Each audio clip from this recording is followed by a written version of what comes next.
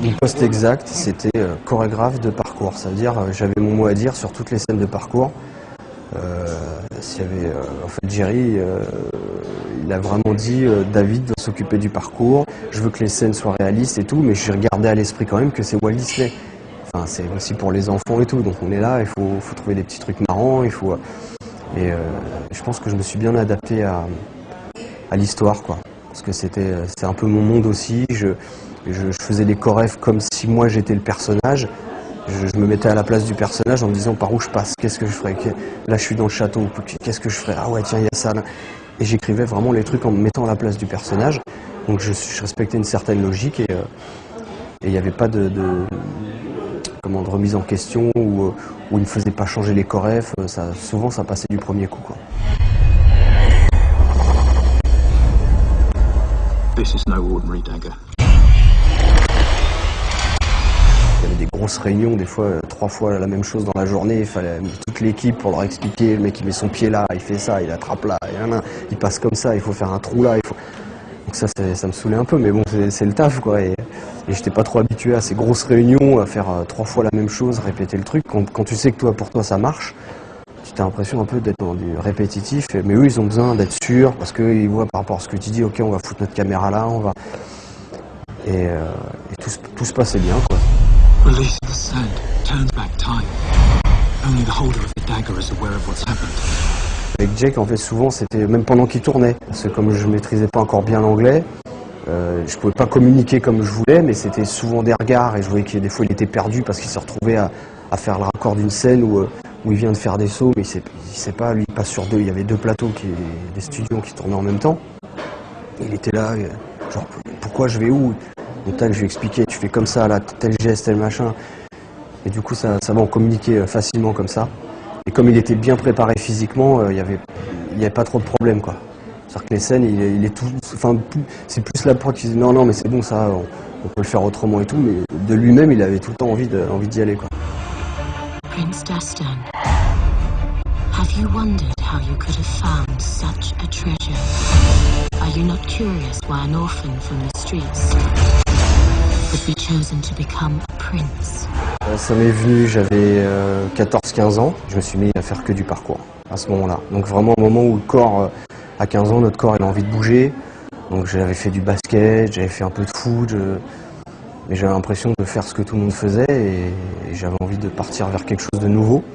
Donc j'écoutais mon instinct et je me suis dit que ce que mon père avait vécu en souffrance au Vietnam, donc ce côté qui était impressionnant dans tout ce qu'il faisait en prouesse physique, mais qui venait d'une souffrance, j'ai essayé de lui retirer et de le transformer en façon un peu plus ludique.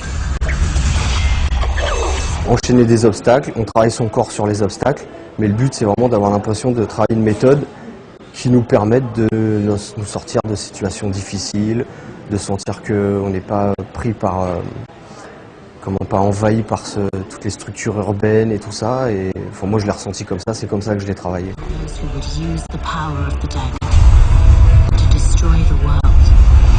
Time will erase everything.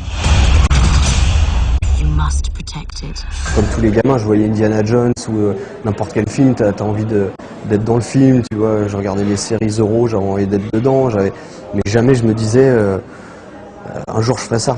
Il n'y a aucun de mes proches qui peut dire ouais mais David nous a toujours dit un jour je serai sur une affiche ou quoi que ce soit. Donc moi je prends ça comme une chance de la vie, quoi. Je me dis mon sport a eu la chance d'être visuel. Parce que souvent le travail le plus dur dans ce qu'on fait, c'est pas que de sauter d'un immeuble qui fait 40 mètres de haut, machin. Mais pour les médias, c'est ce qui plaît. Ouais, vous avez pas des trucs, des sauts et tout, parce qu'il faut qu'on impressionne, il faut que les gens ils fassent. Alors que des fois, je te montre un truc à 1 mètre du sol qui est encore plus dur là-haut, mais ouais, mais là, il y a rien, c'est pas. Donc j'ai vu ce que recherchaient les médias, et comme eux, ils ont montré ce qui était impressionnant et pas forcément tout ce qu'on donnait, ça donnait une image du parcours d'un sport à haut risque et tout ce truc-là, alors qu'en fait non, quoi. Enfin, je dis non, tout dépend de la façon dont on le pratique. Mais c'est vraiment un truc pour se découvrir, pour vraiment apprendre à se connaître, à savoir ce qu'on est capable de faire ou pas, mais pas qu'un truc à haut risque, où on risque la mort à chaque saut, quoi. Noble prince, Le parcours, il est même pas exploité à 20 ou 30% de ce qu'on peut vraiment montrer. Parce qu'on va tout de suite dans l'extrême. C'est-à-dire, quand on se sert d'une scène de parcours dans un film aujourd'hui, on voit que c'est y a un film d'action à l'américaine. Ah tiens, on va lui faire un saut. Ça va renforcer encore plus le personnage. Ils exploitent pas le parcours en lui-même. En banlieue 13, on parle pas du parcours. On dit pas comment ça se fait que Leito il fait du parcours, ou comment il a appris. Dans Yamakasi, on voit les mecs là qui sont en train de bouger et tout. On sait pas vraiment. Le vrai entraînement n'a jamais été montré et on peut faire autant de films de parcours qu'il y a eu de films d'arts martiaux.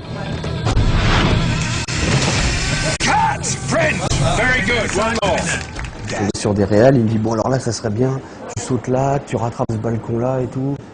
Je fais ouais non mais déjà moi je le fais pas, mais je pense qu'il y a personne au monde qui fait ça. Je sais pas si tu sais ce que c'est un corps, comment ça fait dans l'espace, comment ça bouge quand tu. Parce qu'ils ont vu dans des films que le mec il se lâche de 2 étages, il se rattrape d'un bras ou.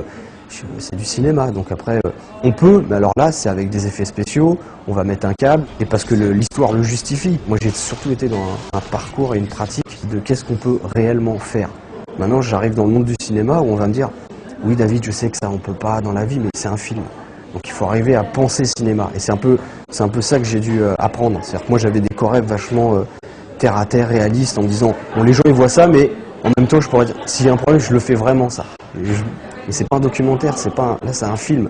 Donc il faut un peu lâcher son imagination et se dire, bon par rapport au personnage, à l'histoire, on peut imaginer qui va réussir à faire ça. Et du coup ça m'a ouvert l'esprit sur d'autres chorégraphies et à pas juste me focaliser que sur ce qui est possible en fait. Mais c'est vrai qu'on arrive vachement dans ce truc réaliste. Enfin, montrer des scènes, de faire croire que ça soit des scènes de combat, donc dans des trucs vachement efficaces, vachement moins chorégraphiés, moins des mots martial et tout. Mais c'est bien aussi.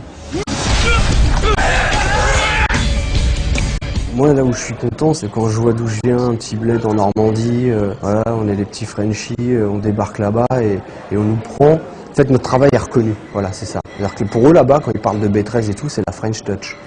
Quand j'étais sur Prince of Persia, quand ils voyaient les trucs de banlieue 13, ou je leur amenais les teasers pendant parce que j'étais sur les 2 films en même temps, et eux ils étaient fans quoi. Ils me disaient oh, on est bien et tout, comment ça bouge et tout, alors que les budgets à côté de ce qu'ils sont en train de faire, ça n'a rien à voir. Et c'est vraiment la reconnaissance qui fait plaisir. C'est même là, j'ai été voir le film, je voyais mon nom au générique, chorégraphe et tout, j'étais super content. On se dit voilà quand même. Et ils nous appellent pour dire on a besoin d'un petit français pour faire le truc et tout, et j'ai trouvé ça super. Comme quand j'ai fait Babylone aussi avec Mathieu Kassovitz, c'est pareil, ça m'a fait la même chose. On se retrouve avec Vin Diesel et tout, alors qu'on l'a vu dans Fast and Furious, voilà. C'est un autre monde quoi. C'est un autre monde, c'est une autre machine. Mais ça va parce que comme on a notre style à nous. On n'est pas là pour montrer qu'on est meilleur qu'un tel ou quoi que ce soit. Notre place, elle est déjà faite. Les gens qu'on arrive, ils savent, ah lui, c'est lui, il va s'occuper de ça. Personne ne remet notre travail en question. On fait notre taf, on propose, on donne le mieux qu'on peut, on propose autant d'idées qu'on peut, et puis eux, ils piochent dedans ce qui leur plaît et tout ça. He has to be stopped. He has to be stopped. He has to be stopped. Ils sont capables de beaucoup de choses aux États-Unis, mais c'est sûr que l'œil qu'on a acquis avec l'expérience, avec le temps, ça permet des fois de sauver des plans ou sur une mise en place où il y a un truc qui va pas marcher. En 5 minutes, on retrouve autre chose. Et ce truc-là, bah, c'est propre à nous. C'est-à-dire le fait de s'adapter vite sur une scène, de pouvoir d'un coup on nous dit bah non, on fait pas ça, on le fait là. Ok, pas de problème, on va changer le truc. Et c'est ce truc d'adaptation, je pense, qui est intéressant. Moi, je vais proposer des angles parce que je sais aussi, à force d'avoir fait des petits trucs à droite à gauche, quel angle peut être le mieux. Mais après, je suis pas réalisateur, quoi. Donc, ça sera toujours le dernier mot. Ils vont dire bon, on va plus le faire comme ça, ou ils vont le faire pour se faire plaisir, mais ils refont quand même un autre plan là.